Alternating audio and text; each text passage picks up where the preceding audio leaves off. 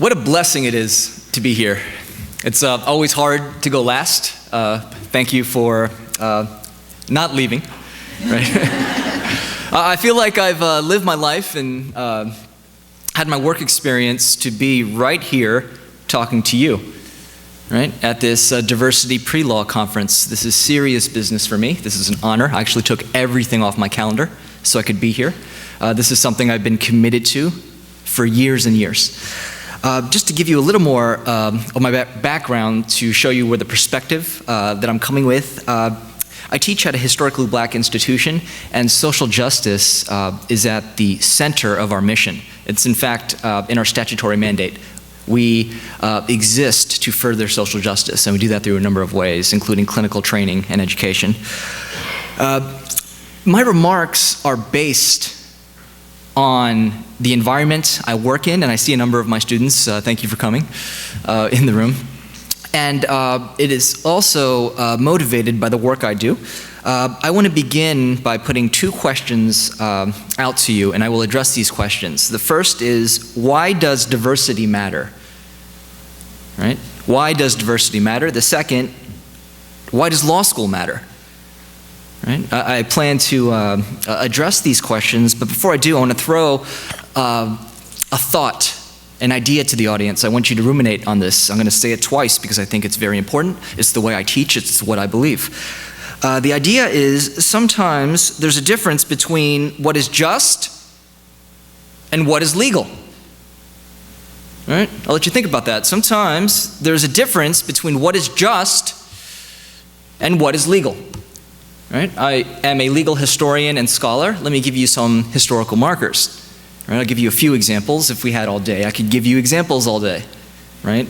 On situations where there's a difference between what's just and what's legal. First, Ms. Yamate was talking about the whiteness requirement, right? To become naturalized in the United States. I have written about this. Let me give you a brief background. I'll go a little bit deeper. The first Naturalization Act passed in this country was in 1790. Right? The Congress of the United States passed the first Naturalization Act in 1790. In that act, this is federal law, this is legal. In order to be a naturalized citizen, which means you're foreign born and you're living here and you want to apply for citizenship to be an American citizen, you had to be white. It was explicit. Unlike the references to slavery in the Constitution, whiteness was an explicit requirement in the first Naturalization Act. I ask my students in my constitutional law class, when do you think this was removed? And people have good guesses. I think it's around 1865 with the end of the Civil War. Maybe America came to its senses and took the whiteness requirement out of federal law. Right? Not even close. 1952 was when the whiteness requirement was explicitly removed with the McCarran-Walter Act. Right? Interestingly, between 1790 and 1952, people went to court challenging in different ways the whiteness requirement. Let me give you two examples. In 1922, there was a case, Ozawa versus the United States. Tokao Ozawa was a person of Japanese descent who was living in the United States for over 20 years. He attended Berkeley, right, University of California at Berkeley. He attended American churches, spoke English in the home, self-identified as American. He applied for citizenship. But on the books, what was legal was a whiteness requirement. And his application for citizenship was summarily denied at every level. It reached the US Supreme Court, the highest court in the land, before Justice Sutherland, an immigrant from Britain who was naturalized because he was white, hearing the case. And what Justice Sutherland in 1922 held was our scientists and anthropologists at the time say people of Japanese descent are Mongolian, so they are not white. Right? I defer to the scientific authorities at the time that say in order to be white you have to be Caucasian. He lost. Ozawa was denied citizenship because he was not white, which is a legal result. Think about that for a second. Let me give you the sister case. 3 months after the Ozawa decision, there was a case called United States versus Thind, T-H-I-N-D. Bhagat Singh Thind was a person from the northern region of India. He was a Punjabi, right? And so Thind had hope he would win because he read the Western scientists and anthropologists at the time. And he said, wait a minute, your scientists say people from northern India, specifically the Punjabi region, are Caucasian. Let's couple that with Justice Sutherland's opinion in Ozawa. In order to be white equals Caucasian. I am Caucasian, right? Who thinks he won? He did not. Same justice, same court, no turnover. Right? What could possibly be the rationale? And I'm not making this up. You can Google this. This is public record. Right?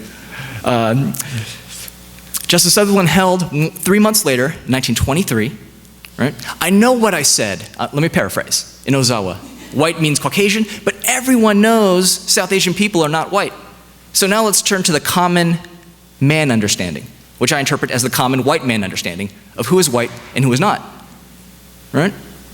Couple that with alien land laws on the West Coast, right? The Thind family lost all the land that they owned, right? Because they were not eligible for naturalization. A legal result, affirmed by the highest court in this land. Was it legal? Yes. Was it just? I think legal scholars would say, hell's no. I teach property, and I give you an example from my property class, and I'm mindful of time. I know folks want to get to the admissions session, but I'll just have a few more examples. I teach property, and one of the first bedrock principles I teach my students is those who are first in time are first in right. If you are first to occupy, possess, do something with the land, do something with property, you are first in right, you have legal claim to the property.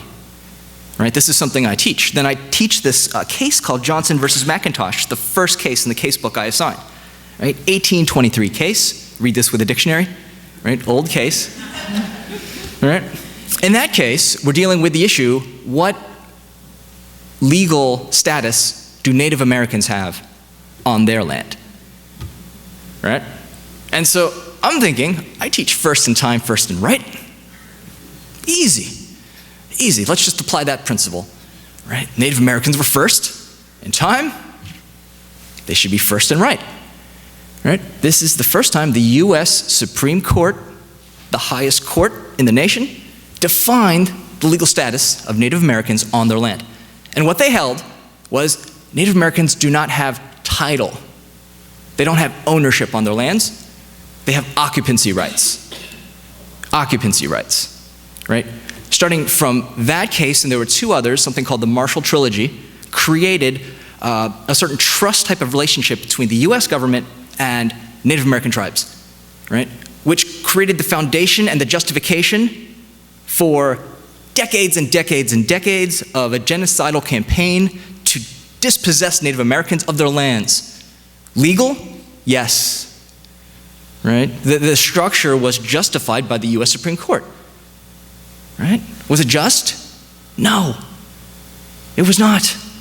Right? A couple other examples. 1857 case, Dred Scott versus Sanford. Right? Harvard Law School graduate, Chief Justice Taney wrote the opinion. Dred Scott was a slave who sued for his freedom. Right? He started in Missouri. His owners took him to free states and territories. When he went back to Missouri, he went to federal district court, and he said, since I was in a state in which slavery was illegal, I'm actually free, and I claim my free status. Right? The majority opinion from the highest court in the land, this is legal, this is law, right? Said no. People of African descent are not citizens, and they were never intended to be citizens of this country. Right? So they have no standing to sue in federal court. And it went further. Right? Justice Taney opined, they are so far, people of African descent are so far inferior, they have no rights that the white man is bound to respect. Right? This is law. Right? 1896. Let me give you some background. Dred Scott occurred in a certain historical context of 250 years of slavery in this country, right? Where people were owning other human beings as property. This is all legal, right? Final example, 1896, the case of Plessy versus Ferguson, Homer Plessy. Right?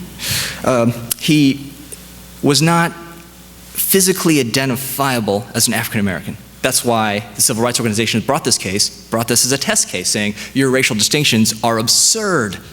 You can't even identify this person. The only way the authorities knew that this person was riding on the white section of the car and that was breaking the law was because they had to call the authorities and say, heads up, there's someone who's one eighth, thank you, I was going to say seventh, 1/8, right, your case, African descent, right, 7/8 white, and you can't even tell, they're going to ride the white car, and that's against your state law, right? The highest court in the land in 1896 said, there is no violation of the Constitution based on that law. There's equal protection, the rationale being, if you're white and you sit in the black car, you commit a crime. You're black, you sit in the white car, you commit a crime. There's formalistic equal application of the law, right? So that case put the Supreme Court stamp or imprimatur on Jim Crow, which wasn't overturned until 1954, Brown versus Board of Education.